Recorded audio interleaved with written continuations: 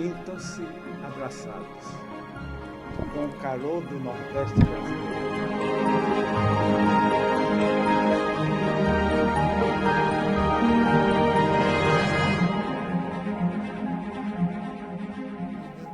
Para que nos abençoe. Este é o nome de um livro nosso, Vivência Mediúnica, um pequeno livro com 12 capítulos, e que nós vamos tentar trazer para vocês sob a forma de perguntas, abrindo essa nossa conversação fraterna com o pensamento da nossa benfeitora Joana de Ângeles, que muito bondosamente resolveu nos prefaciar. Então ela diz: a vivência mediúnica saudável é consequência da conscientização do compromisso, que se adquire através do estudo da própria faculdade, da meditação em torno das suas finalidades, quanto da irrestrita confiança em Deus. Então, viver a mediunidade precisa que nós nos conscientizemos da importância dela e também entender que esse é um compromisso importante que nós trazemos ao reencarnar, valorizando a vida, a oportunidade que o Senhor nos ofereceu. Sabemos hoje que todo o nosso processo reencarnatório é programado e, naturalmente, as aberturas para a mediunidade são ali instaladas para que nós tenhamos essa possibilidade de interagir com o mundo espiritual, de onde a gente provém, de onde nós fizemos essa grande viagem. O estudo da faculdade é importante. Nada sem estudo pode ser realizado de uma maneira efetiva. E a meditação em torno das finalidades da mediunidade. Isso em confiança plena e total no amor de Deus e na sua proteção.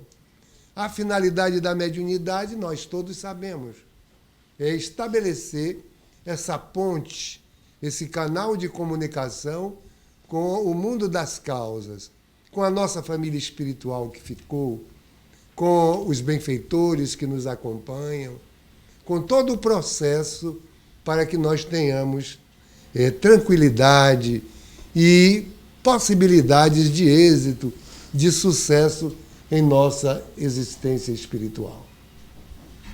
Uma pergunta, se fôssemos dirigir para vocês, só que a resposta já está ali.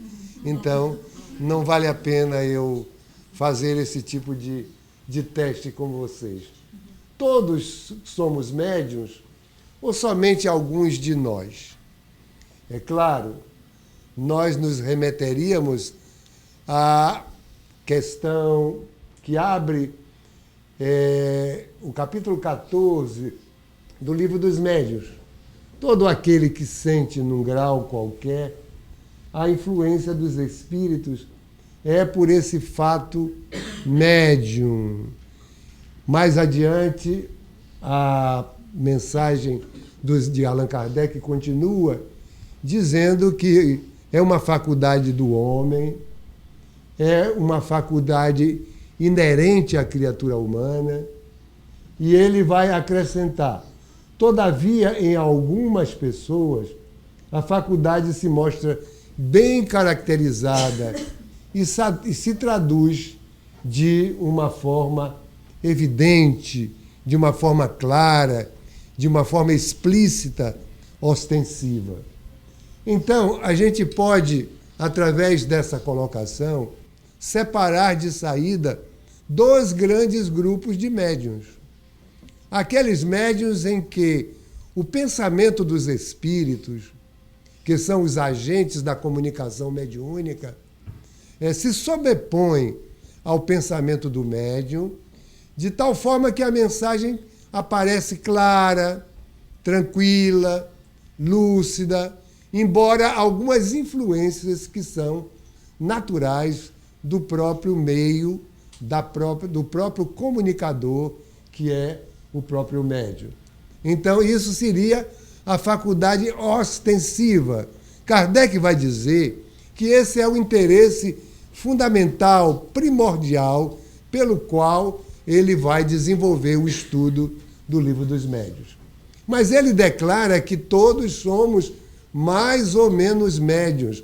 Esse mais ou menos representa exatamente uma relação quantitativa.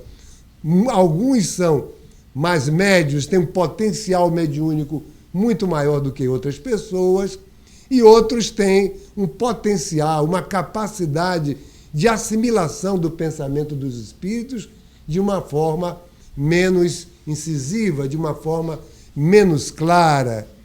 O pensamento dos benfeitores espirituais e dos espíritos de um modo geral é lançado sobre a mente desses médiuns comuns, desses médiuns que se ignoram a si mesmo, e ele não tem a capacidade de separar no discurso, na própria comunicação, o que é dele do que é do mundo espiritual. Então, é uma mediunidade difusa, é um processo de mediunidade inspirativo, é um processo que vai ampliar um pouco a nossa expressão, que vai definir um pouco mais a realidade do nosso pensamento, dar mais clareza, mais segurança, mas não é uma comunicação que possa experimentalmente comprovar a imortalidade da alma. Então, esses dois tipos de médiuns. Então, nós vamos estabelecer o médium ostensivo, ele se caracteriza pelo transe, o transe mediúnico, um estado especial da sua mente, do seu processo psíquico, que vai estabelecer um afastamento, uma desvinculação do seu organismo físico, das suas realidades biológicas, para ensejar um encaixe mais perfeito do mundo espiritual, dos espíritos, para uma comunicação mais clara. É que vale dizer que esse tipo de médium, ele adquire um estado de passividade para ensejar a comunicação. Esses médiuns são muitos na face da Terra, muito poucos. Em relação a esse universo de 7 bilhões de almas, os médiuns ostensivos são muito poucos. Eles são semeados pela divindade, aqui, ali, acolá, para promover o progresso da humanidade. E os outros, que não são médiuns? Como é que se expressa essa mediunidade? Essa mediunidade se expressa de uma maneira evidente, de uma maneira clara, com algumas entidades espirituais que têm uma grande semelhança com esses médiuns que são médiuns ignorados, que ignoram a sua própria faculdade. Essa grande multidão de médiuns somos todos nós. Se eu perguntasse, desses dois tipos de médiuns, quais são os mais importantes, se nós poderíamos colocar numa balança para medir a importância de cada um desses tipos de médiuns. Médiuns que não são ostensivos, a maioria da humanidade, médiuns que são ostensivos. Todos têm o seu papel. E eu diria que, do ponto de vista numérico, no dia que nós pudermos acordar essa mediunidade que está latente no coração de cada pessoa, nós iremos fazer uma grande transformação do mundo. Porque as nossas diferenças, elas se dissiparão muito facilmente. Então, os médiuns ignorados, como dizia São Luís e Santo Agostinho, eles, onde quer que nós estejamos, poderão estar em comunhão conosco. E a sintonia desses médiuns se expressa de uma forma especialíssima com o nosso anjo guardião. Se ninguém fosse médium de ninguém, seria médium do seu anjo guardião. E essa comunicação com o anjo guardião, o espírito protetor, se estabelece mercê da nossa vontade. E eles dizem, diz São Luís e diz Santo Agostinho, formulai perguntas, multiplicai deduções, consultai-os na maior parte do tempo de vossas próprias vidas, provocai essa comunicação com esses seres amigos, os nossos espíritos familiares, e as respostas se multiplicarão em nossa própria vida, fazendo com que nós vivamos numa comunicação, numa comunhão mais perfeita com a própria divindade, com os objetivos da vida. No dia em que nós soubermos estabelecer essa comunhão com a nossa família espiritual, com o nosso anjo protetor, com os espíritos familiares, nós alavancaremos a nossa vida e daremos um impulso muito grande ao progresso da própria humanidade. Nós somos médios só em sala mediúnica, aí já estamos falando de médios ostensivos também, estamos falando de médios não ostensivos, estamos também falando deles. A faculdade acompanha o médium, nós somos médios 24 horas por dia.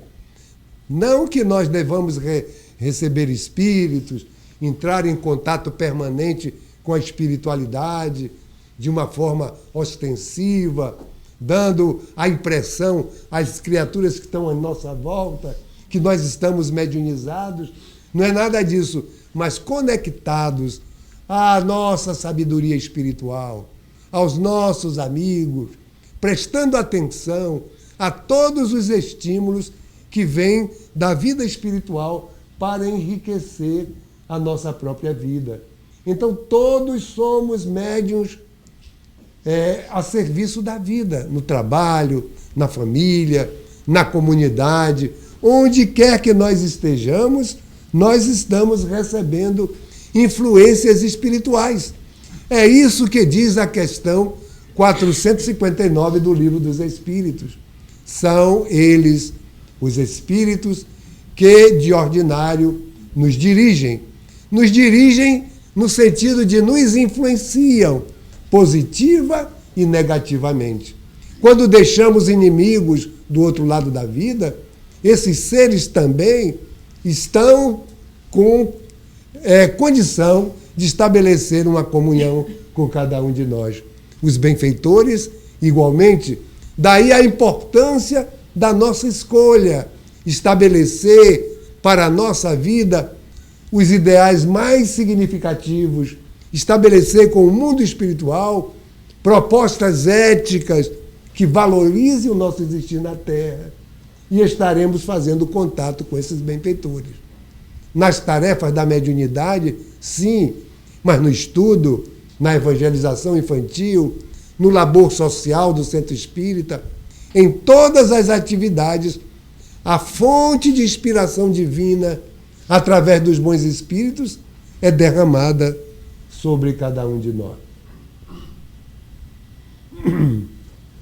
Educar a mediunidade ou educar-se para a mediunidade? Estamos agora falando mais propriamente da mediunidade ostensiva. Então, nós deveremos educar-se. A mediunidade cresce, valoriza-se, expressa-se de uma maneira mais clara com o nosso processo de educação moral, educação ética, educar os nossos sentimentos, valorizar as expressões mais altas da vida. Toda vez que nós fazemos um percurso nessa direção, nós vamos nos harmonizando e vamos quebrando as ligações com a sintonia negativa dos espíritos inferiores e, sobretudo, quebrando o impacto perturbador dos nossos impulsos instintivos, que vêm naturalmente das nossas experiências transatas.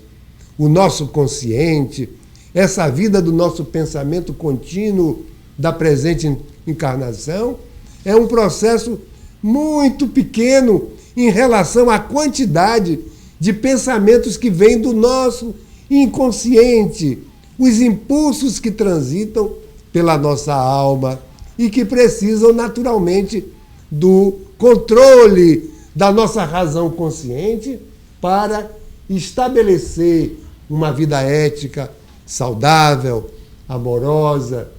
Quanto mais a gente progride socialmente, culturalmente, mais a nossa mediunidade se engrandece. Toda vez que a gente aumenta a nossa consciência para perceber melhor as coisas, a nossa realidade espiritual, mais nós estaremos trabalhando a nossa mediunidade de uma forma clara.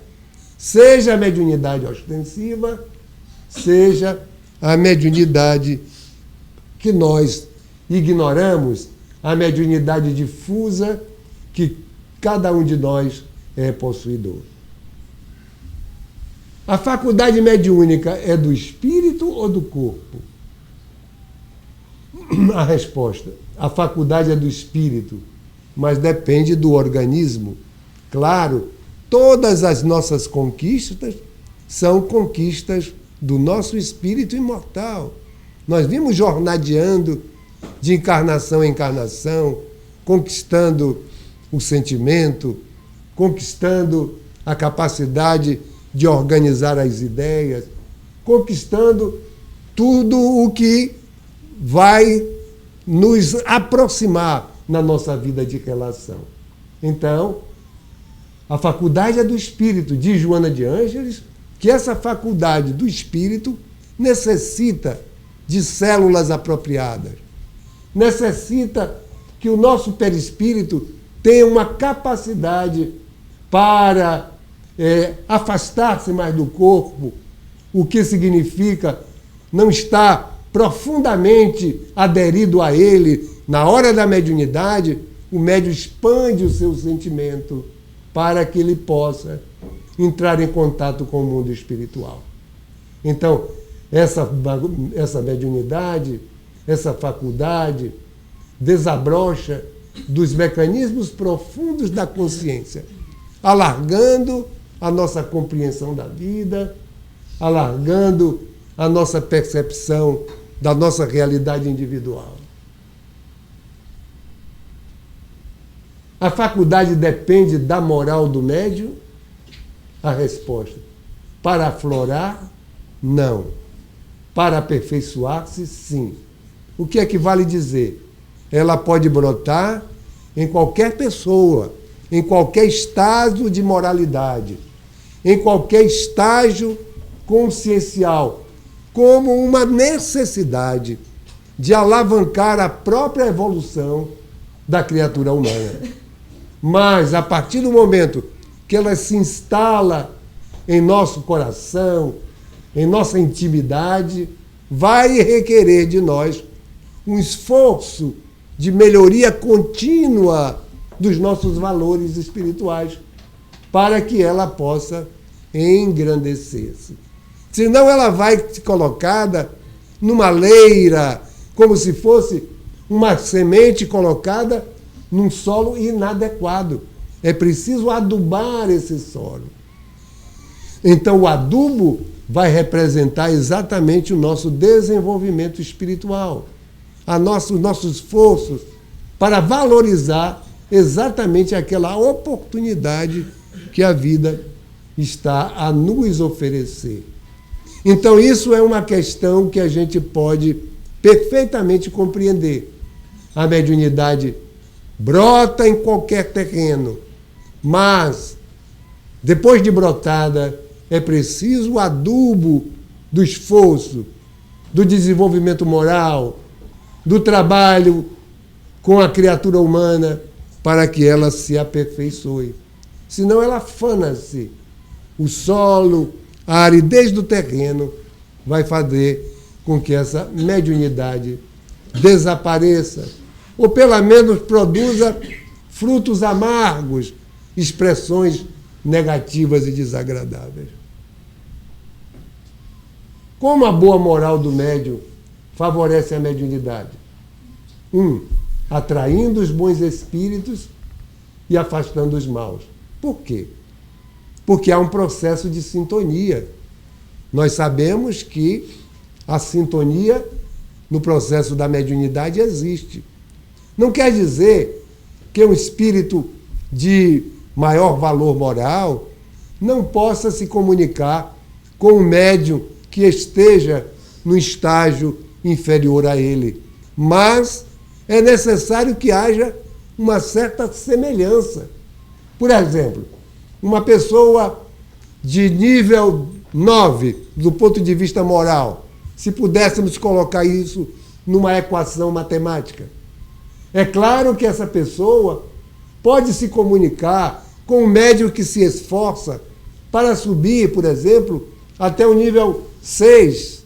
Mas, se o médium quer ficar ou não pode ir além disso, colocando-se num patamar muito baixo, então a sintonia não se estabelece. Então, há um processo da sintonia. Quando o médium desenvolve o seu aspecto moral, então ele afasta os espíritos negativos e, logicamente, aproxima-se das expressões mais altas da vida, aproxima-se dos bons espíritos, criando clima favorável, psíquico às comunicações. É claro que uma mente em tumulto não pode estabelecer uma boa comunicação.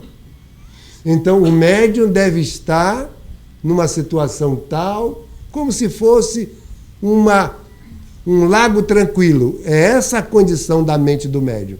Um lago tranquilo.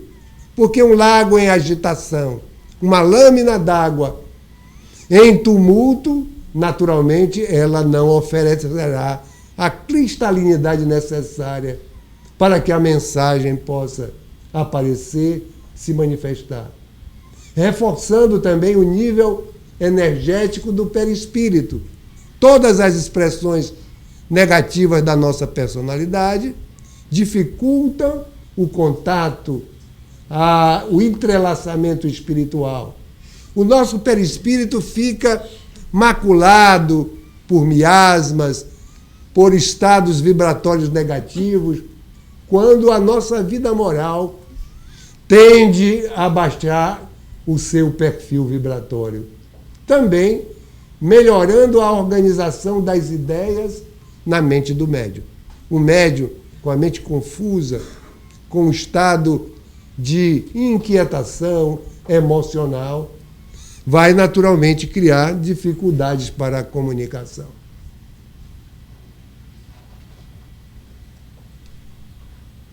Qual a razão dos sofrimentos que acompanham a mediunidade?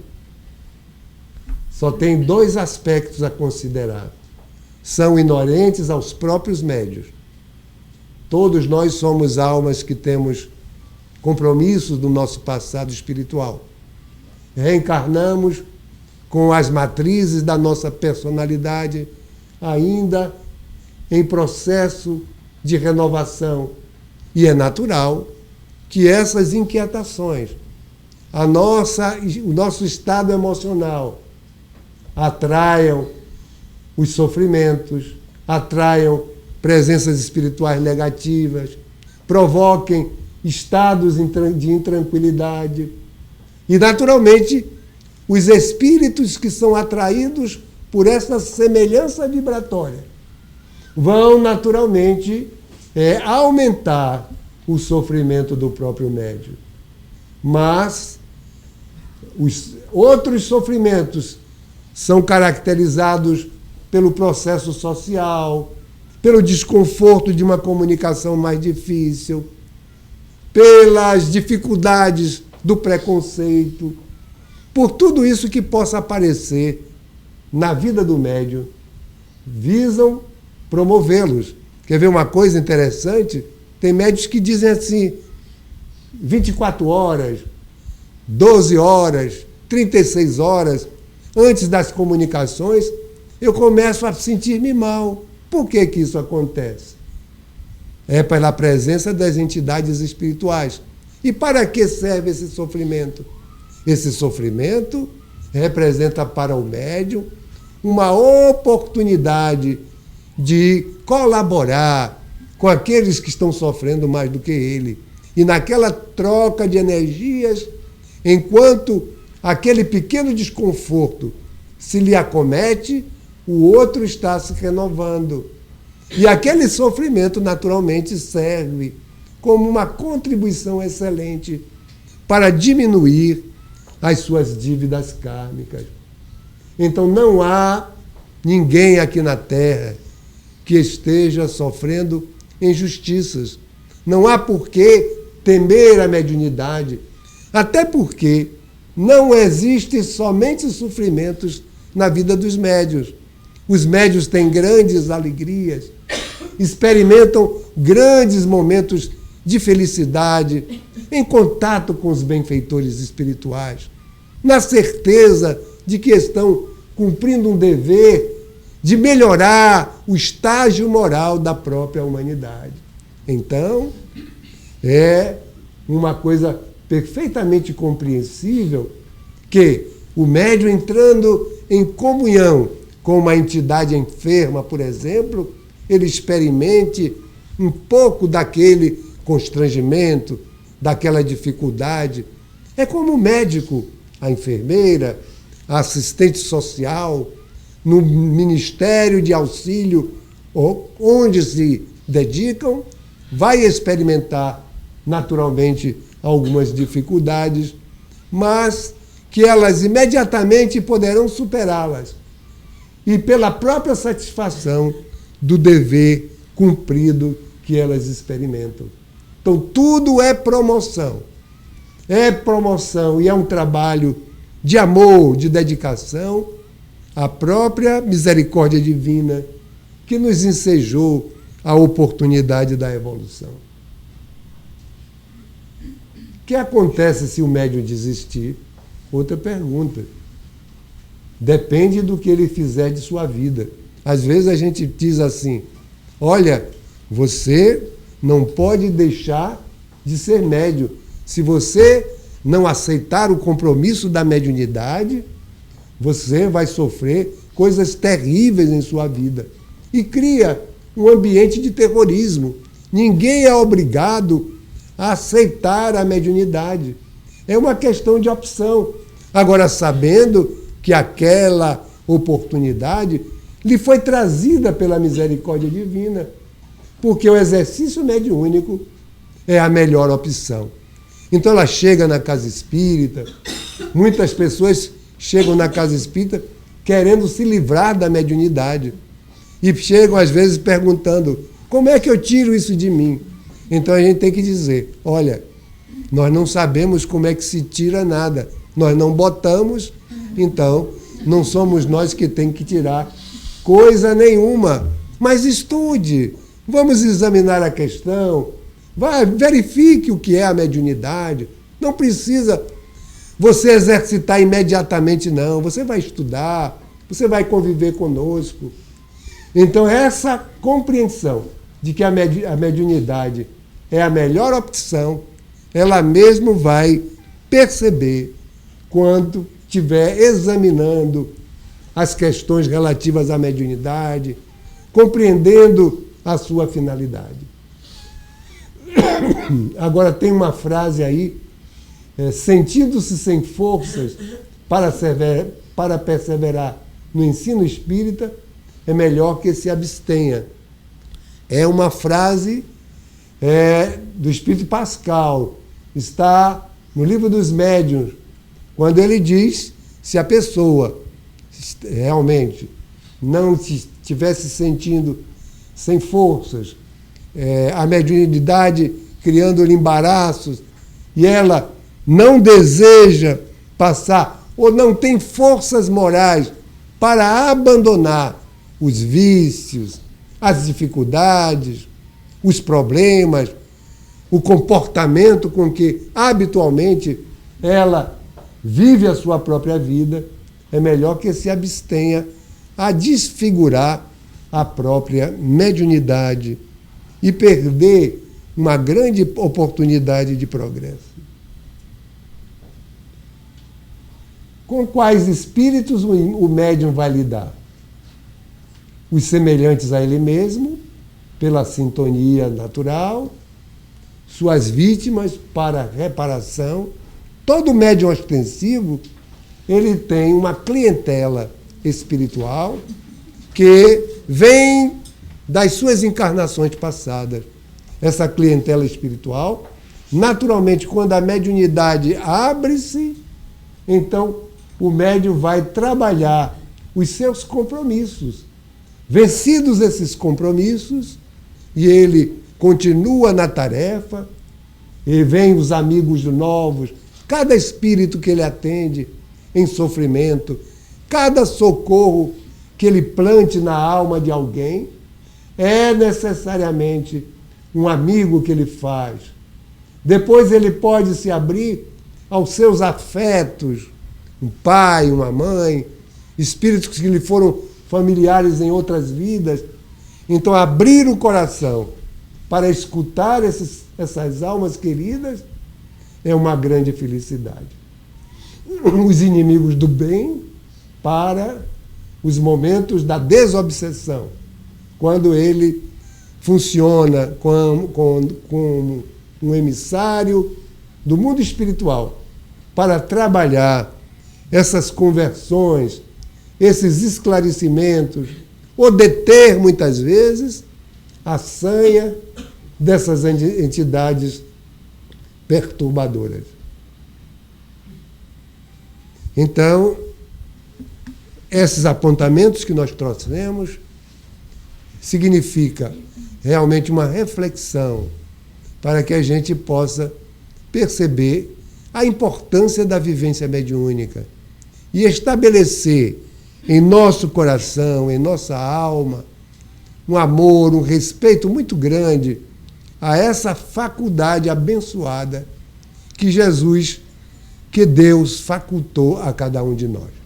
E compreendendo, fazendo uma breve alocução ao princípio da nossa fala, que todos nós somos médiuns.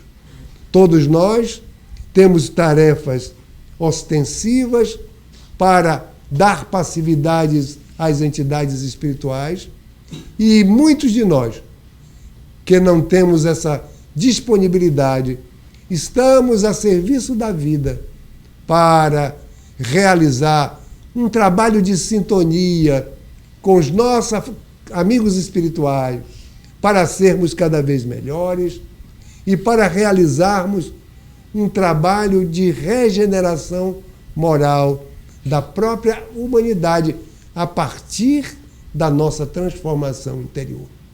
Que Jesus nos abençoe.